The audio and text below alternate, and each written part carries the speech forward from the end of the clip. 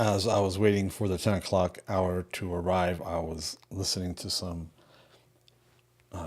instrumental worship music. So I'm all like chilled out.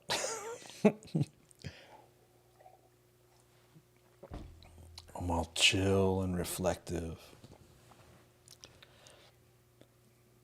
Wondering, pushing that button, and then you hear this. And I'm not like there. Okay. Allan Aguirre with your Incorruptible 2-minute warning. We're in Romans. We're calling our series on Romans. We're calling it Roman Holiday. And we are in chapter 2. We're going to go through, let me see, verses 17 through 23. That's the goal.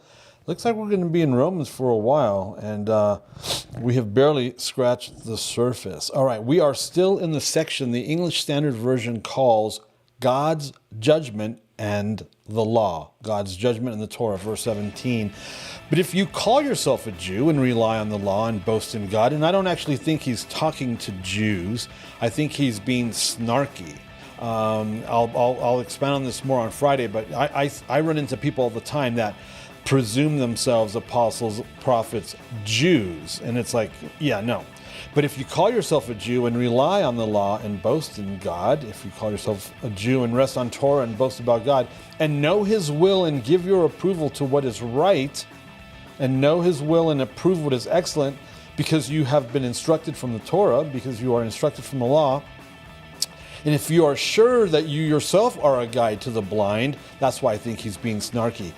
Complete Jewish Bible. And if you have persuaded yourself that you are a guide to the blind, a light to those who are in darkness, an instructor of the foolish, or those that are spiritually unaware, is another word for foolish, is spiritually unaware, and teacher of children, since in the Torah, having in the law the embodiment of knowledge and truth, you then, who teach others, do you not teach yourself? See why I think he's being snarky? While you preach against stealing, do you steal? He probably has the Judaizers in mind when he's talking like this or writing like this. You who say that one must not commit adultery, do you commit adultery?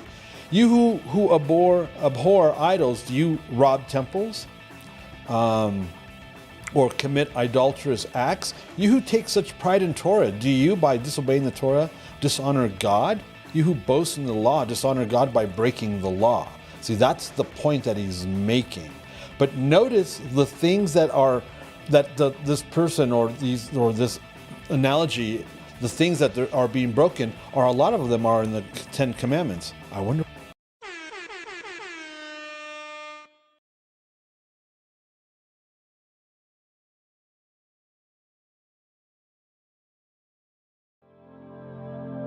The views and opinions expressed during our broadcasts are solely those of the broadcast producers, hosts, and/or guests, etc., and are not necessarily the views or opinions of the Travelog Network, its sponsors, or affiliates.